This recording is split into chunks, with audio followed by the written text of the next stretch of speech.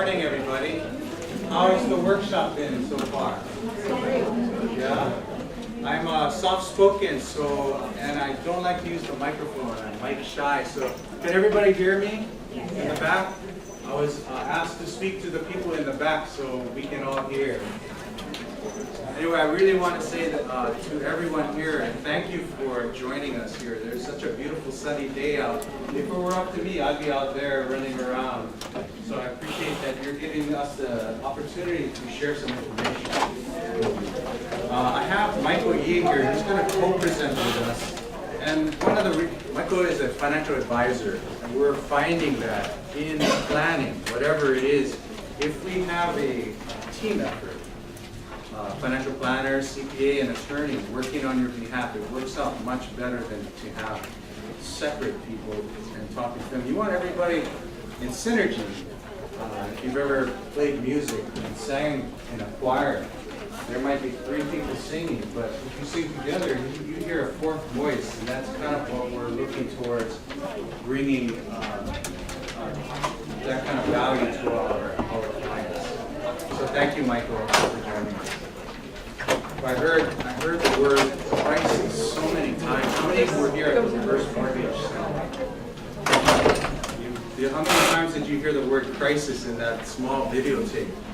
Everybody brought up the word, there is a crisis here. And unfortunately, I believe that that is the case. Today, my hope in the short time that I have to spend with you today is to provide some information for everybody to take back with them.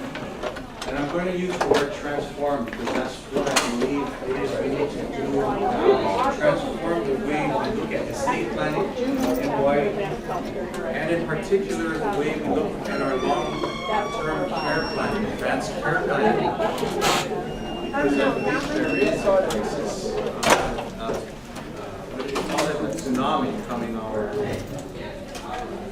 And I wanted to tell you, start with a story. Kind of hit home what's happening, why there is a crisis, at least partially. So a couple years ago, I had a cold, and I couldn't get rid of it. How many of you had a nagging cold that you just can't kick? So it was weeks. I lost my voice, and I have to talk to people, so it was very discouraging to me. I looked on the internet, how do you cure a cold? And I didn't find a cure for the cold, but I found a story. And if I could share that with you. This guy has a cold. He can't get rid of it, so he goes to the doctor. And he says to the doc, he says, I have a cold, doc. How can you help me get rid of it? So the doctor says, I know how to help you with that. Here, take this vial of pills, and you take one pill a day for a week. And if the cold doesn't go away, come back and see him. So the guy religiously takes a pill a day, and the cold doesn't go away. So he goes back to the doctor and says, Doc, I don't know what's going on. The pills didn't work. So what do I do now? And the doctor said, well, here's what you do. Thank you. You go take a cold shower. And then before you dry off, you go open the window and let the cold air breeze all over you. And the guy goes, that's absurd, Doc. If I do that, I'm going to catch pneumonia. And the doc said, yeah, I know. I can get it. See, I believe that as lawyers and physicians, we do what we know how to do. We don't do what we don't know how to do. And in the medical profession and the legal profession, lawyers, we do what we do, which is draft documents. However, that's not far enough. We need to learn how to do other things. You think about lawyers. When we go to law school, we learn how to argue. My wife is a lawyer, so you can imagine what our house is like every day. Is that the we're camera? not so good at relationships, and my wife and I were trying to learn how to be in a relationship with each other, communicate with each other. You see lawyers, they just kind of fight with each other, but that's not what we're doing in estate planning. We're helping people communicate at a time when they're not going to. That's what we were asked to do. Statistically, this crisis is bearing out. A couple years ago, a company did a study on 3,250 estate plans that lawyers wrote. What percentage of people do estate planning, do you think?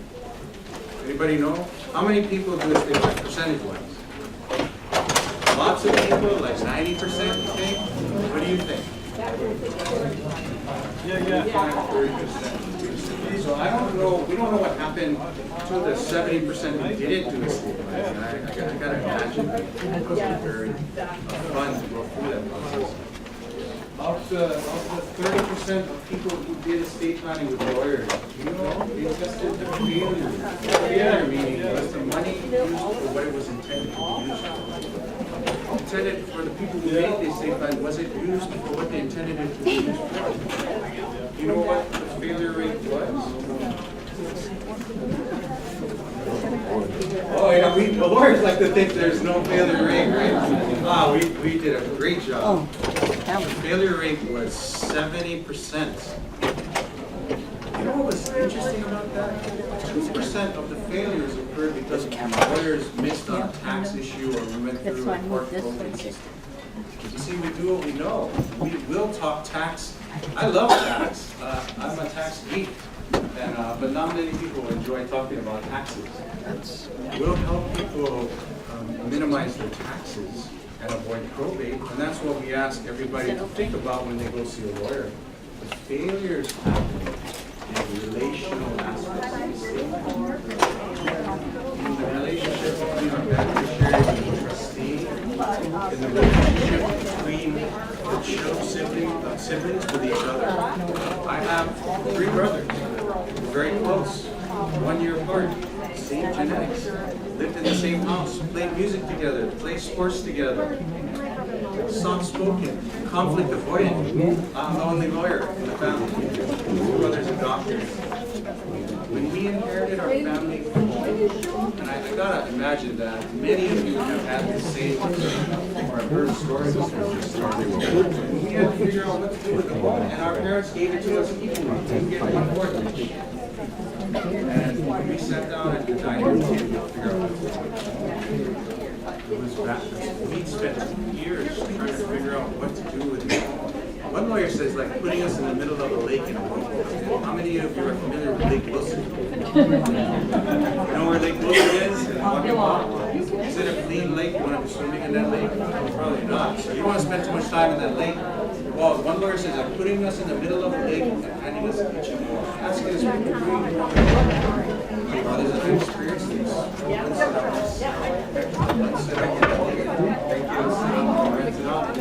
Let's use it as a family place to congregate. And I was thinking about congregation. You see, we were serving until one night. My brother had a couple of beers at 3 o'clock in the morning, and he got upset. He got in his car and drove off. We were tired. So our minds, you can imagine. We waited for him to come home, and he came home at 7 o'clock in the morning. And then we realized, well, what are we really valuing here? Relationships versus inheriting a home? We see that's where the failures are happening, relationally with families. So lawyers really get better at relationships. Well, since we talked about the 2% failures of tax people, I have to talk about taxes. Because something happened this year. Anybody know what happened? With the tax exemption? How much can we leave tax-free? Who says 1 million? Okay, can anyone have gone a bit higher than that? 2 million. 2.5 million. 5 million, anyone go higher than that? $5,250,000. So unless you're Tony Soprano, whose estate was 70 million, you have to pay 40 million to keep going. I'm aspiring to by the way, tax law, we're able to support our credit meeting if our spouse didn't use all of her credit. We can't take whatever is unused. We need tax law. So we really don't have to worry so much about tax law anymore. We can free ourselves up to do what is really important, which is making sure our families are okay. Another nice law happened in Hawaii last year in July, and I want, how many of you are driving? Do you ever see a moped rider on the road? And are they safe? How about the bicyclists? Are they riding safe on the road? How about the motorcyclists? I don't mean to get on anybody who rides motorcycles. How about the guys who are on the cell phone? I think the only people in this room, I think only us in this room are the ones paying attention on that. Everybody else who's not in this room is preoccupied. And if we hit somebody, well, we don't want to lose our home. A new law, well, we are one of a handful of states that say if you hold your home, husband and wife, tenants by the entirety, they call it. If one of you is driving on the road and boom, you hit the bicyclist, motorcyclist, moped rider, the person on the cell phone, they cannot take your house away. Until July of last year, we had to decide whether to help, as a state line church, whether to help people put the property into trust or keep it out. Because if we had put it into trust, we would lose the creditor protection. Meaning if you're driving down the road, you hit that bicyclist, and you would put your property into trust, boom, they get sued. We're always wanting to keep our house. We're thinking, how can we keep the house when we pass away? We're here and we want to keep our house because that's what we're doing. July of last year, the state of Hawaii said, we're one of the only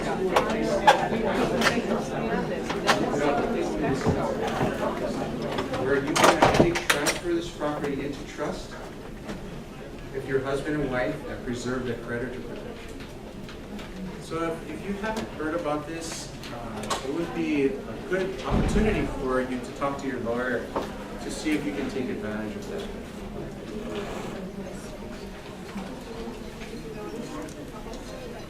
It's for husband and wife and civil union, not for singing. So people say, well, should I get married to take advantage of that? I would never advise anybody to get married to take advantage of that.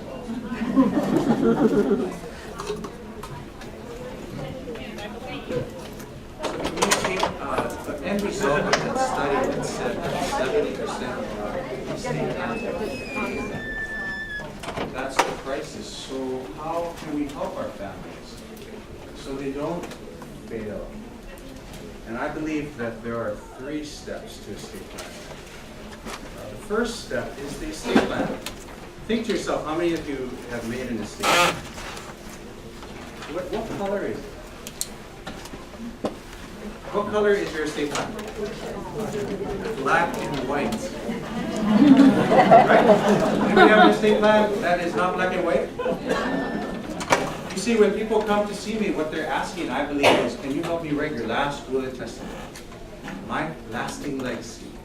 Something that speaks for me when I'm not here. And we lawyers get a hold of that and we say, great, I can help you with that. And we put it through this bleaching process and it comes out black and white. It looks like a report. But no one's life is a report. Everybody's life is dynamic, textured, and unique. We bleached out all of your why. Why are you doing this? I believe if we don't help you, if this is the estate plan, if we don't help you pass on the meaning of why you did it, that estate plan is likely to not work so well. So our job is to help people pass on the why. We're so used to, as lawyers, helping pass on the word from someone. How many of you have seen Mary Poppins? Yeah? Did you like that show? I have 11-year-old twins. I've seen Mary Poppins a lot. In fact, so much so we went to New York City because my daughter said, we want to go see plays. So we went, how many of you have been to Broadway to see plays? Have you seen Mary Poppins at Broadway? It's different, you know. Mary Poppins on Broadway is different than the movie. I know because I've seen the movie several times. Well, do you remember the dad in Mary Poppins? What was his profession? He was a banker. Did he spend a whole lot of time with his kids? No, so Mary Poppins comes down and teaches him that there's something going on more than working hard. That was the lesson I learned. Well, that's my daughter's. But he held up a coin, in the play, not the movie, because I watched the movie several times looking for it, I couldn't find it. And he said, the worth of this coin is the same to you, to you, to you, to you, to you. And he flipped the coin over and he said, but the value of this coin is entirely different to everyone. Meaning, the meaning of why we're doing our estate plan is different for each of us. That's where lawyers are falling short. We're not helping clients pass on their values. So beyond that report, black and white report, which is important, lawyers like to think that that's it, that's the thing we do for people and it works. Beyond this legal estate plan, Michael and I actually are engaging in a lot of family meetings. We're the family. And so people say, well, when I pass away, who do they come see and who's going to tell them about this thing? I say, well, yeah, they could call me or they could call Michael. But why not talk about it before you're gone? Because this is your plan, not my plan. And so we're engaging in family meetings where we gather together. Now these family meetings are not necessarily balloon and sing-song family meetings because we're talking about a time when we're not here. So it's not an easy meeting. However, to me, it's appropriate because sometimes families, they're not quite at the place where they're able to listen to the message. That they're maybe fighting and not yet able to communicate. Where it's appropriate, and my 11-year daughters, if we start talking about where we're going to be, where are they going to be when we're not here, then we can be very point. And so we wouldn't talk to our 11-year-old daughters, but at some point we gathered the family together and help explain not only the estate plan, but the underlying meaning, the gist of it. Why did you take so much time to go see a lawyer when it's so beautiful outside and write this thing? And then the third piece, so the estate plan, the family meeting, we prepared for our clients a booklet called a heartfelt letter. Heartfelt. Anybody hear the saying, there are only two lasting legacies you can leave someone? One has roots, the other wings. Where did you come from and where are you going? The heartfelt will is intended for each of our clients to be able to write their story. Where did they come from? What kind of experiences did they have that shaped their lives? Because everybody's life is interesting. I'm not so sure we know where we're going to go. We can use that. My grandfather, from my grandparents, I have this nice wooden stand. And I keep looking at it. It's in my office. And my grandfather lived till 96 years old. And in Hawaii. And when I look at the stand, I keep thinking, boy, I used to go over to the house all the time. And I don't know anything about it. I didn't ask him one question, and now there's nobody. I think he's from Maui, but that's about it. That's all I know. So we could very easily lose the legacy. And a lot of times we don't think, no one cares about where I came from. And no one cares. And the second part of the heartfelt will is to help you write like an operating manual to your trust for the trustee and your children. Because if my clients are asking me to help them speak for them when they're not here, we want to help them write instructions for this estate plan. And that's for our clients to do. Roots and wings. Any questions on that?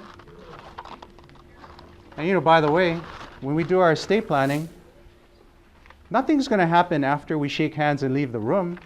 We go back into the world. I call the room where we meet the pause room, P-A-U-S-E. We're running warp speed, Mach speed out there in life. I believe most of us are out there just trying to get by. We get into the room to talk about estate planning. We can pause and take a break and look at things. And then right after we leave the door, we're back at it again. And when we leave the door, this plan that we wrote is going to happen sometime out there in the future that we don't know when it's going to happen. That's the challenge for us. Anybody hear the saying, you can only test the strength of tea if you put it in boiling water? Anybody hear that saying? I used to say, have you heard the old Oriental saying that you can only test the strength of tea if you put it in boiling water? And my wife would say, don't say Oriental, say Asian, because it's bad. Well, it's not Oriental or Asian. I just found out from my staff, Eleanor Roosevelt said it. So we were all wrong. They said you can only test the strength of tea. If you ever took a tea bag and put it in tap water, what do you think happens? Not much happens to it. So you put it in boiling water, the tea comes out. That's where we test the strength of our understanding of what this estate plan means, of our family's understanding of what it means. Not today when we write it, but we don't want to write this estate plan and say, keep it a secret, put it away until I'm not here, and then take it out and hope that it speaks for us. That would be nice, but that's statistically not going to work. The roots and wings saying is nice and touchy-feely. Statistically, it was proven last year by Allianz Life Insurance Company. They studied baby boomers. They asked baby boomers, what would you prefer from your parents? Handwritten notes of stories or cash? And 86% of the baby boomers said, boy, we would rather get the family stories from you. 10%, just give me the cash. I'm not going to care about it. 70% of the baby boomers said, and by the way, we sure like to know what we're supposed to do now. They wanted instructions. The disparity was that the parents didn't think that the kids cared.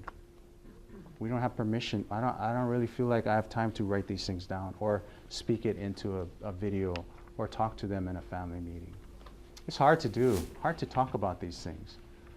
And yet the consequence is, to me, too severe to not think about doing it.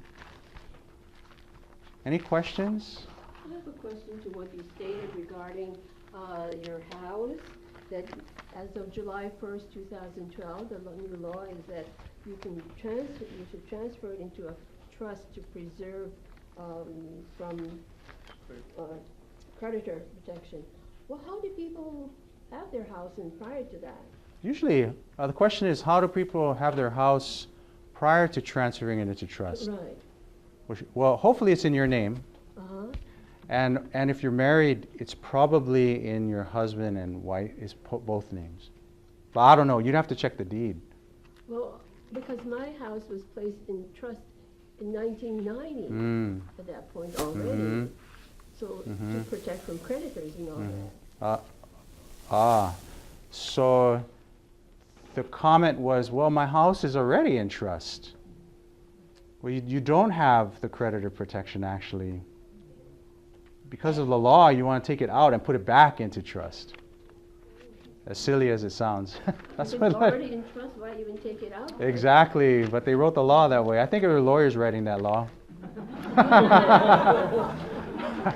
I just talked to this guy who works he's the AG's office, and he said, you know, Steve, he works with the legislature now. He said, you know all these laws that are passed in Hawaii? I go, yeah. It's only because the legislature's had a family matter that they're passed.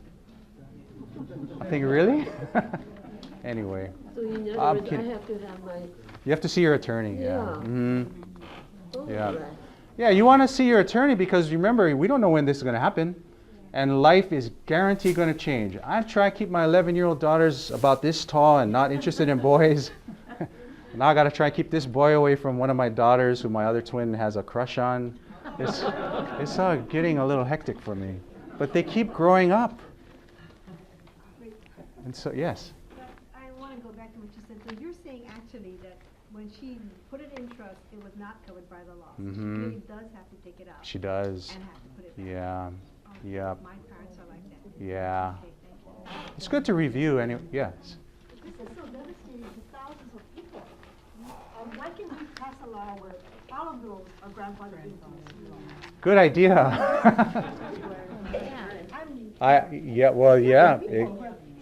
Yep.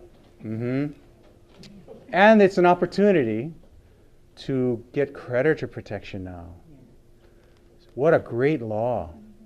So if we fall, what a great law to provide creditor protection, not create work for us, yeah. Well, that's it. Yeah, I didn't write the law. My suggestion is to go see your lawyer about that. Yes. Question, your three brothers, how did you solve that after? But the question is, I know we're going to go off that real estate. Yeah, it is maddening, yeah? Why didn't they go another step and say, well, if it's in trust, you get the creditor protection? Yep. Let's talk to our Congress people. Yeah, I would rate your legislator. So we'll take care of that later. The question is, how did my brothers and I resolve it? Well, when we realized that we were risking our relationship and the health of our siblings, we got to work. And we've worked it out. Now, that's a success story. Many families end up suing each other and never talking to each other again. I don't think any parent would want that to happen. I ask all my clients, the husband and wife, I weigh it, relationship versus children. Which would you prefer, having them keep the house or keep their relationship? And when I make it that simple for them, the answer is fairly clear for them, most of them. I want to move on, if it's okay, and I'll be around to answer questions. Can we take a look at the end-of-life decision that is part of your handout? Because this is really a crisis. Let's take a look at that. It's everybody have this?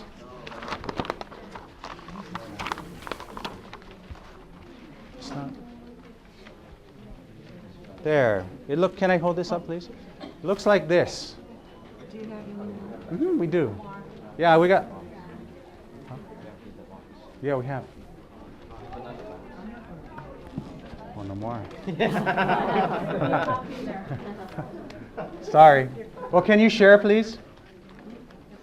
Could we share these? Yeah, maybe. Can we partner up with some of these? Would you mind partnering up with somebody? We're not going to fill one out. We're going to take a look at it. It's on the last page. It's the last page of this handout.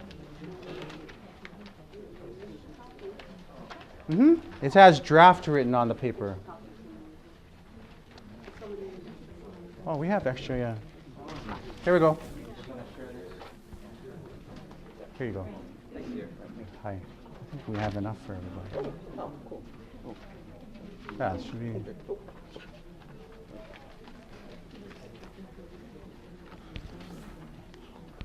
This is our end-of-life decision-making paper. How many of you have seen this before? Would you know that only 25% of our population makes this paper? And if you look at this paper, what letters does it have on there?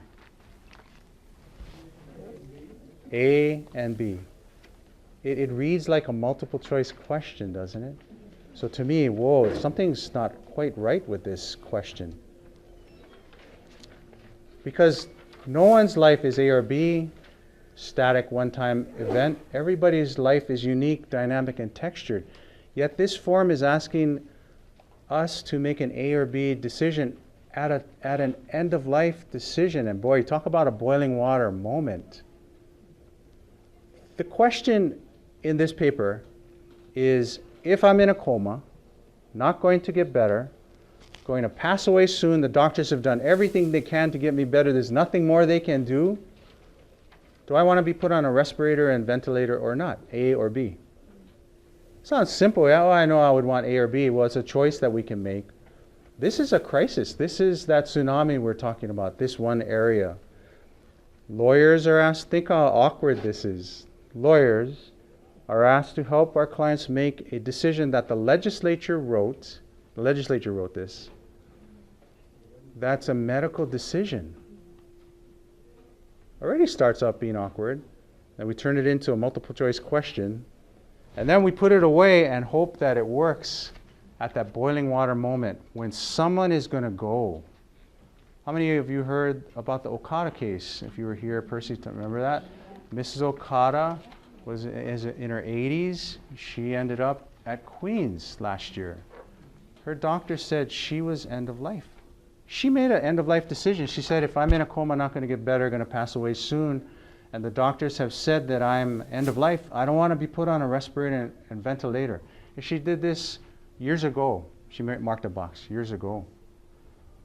Well, her brother came to Queens and he said, I'm not sure that that's what my sister wants. And so she was placed on a respirator. It went to courts, hit the national news. And I believe for all of us, what we want is independence, self-autonomy, and preserve our dignity through the course of our lifetime. And I'm not sure how many of us would want our end-of-life experience splashed all over the news, and by the way, national news like that. And the sad part about it is we're not sure if she made an informed decision, because lawyers ask you to make a medical decision that the lawyers wrote, so we're not hospitalists. How would we know what end-of-life experiences we're going to have? We don't know if she was able to communicate that with her family so that they receive the message so that they can honor her choice. And the end result is that she's on a respirator, right or wrong. I don't know what the answer is, although I'm not sure that they took her through the process. And it is a crisis. The consequences is severe for our families. In fact, of the 25% of us who make end-of-life decisions, 30% of the choices are honored. And the family who's left behind working through it, I imagine that everybody here has had an experience with someone who has had end-of-life. I gotta think that we've had an experience, and for most of us, it's not pleasant to watch someone go. Well, for the family who's left behind, what they're finding is that there's anxiety and depression and post-traumatic stress disorder. It's that severe. My cousins, my uncle was flying to New York City and he had a massive stroke. He ended up in New York City. He didn't make an end-of-life decision. This was years ago, and he passed away in New York City. And they had to make the decision to take the respirator off. They both came in individually to my office and sobbed. They were in their 50s and one was in his 60s, sobbing. They think they killed their father.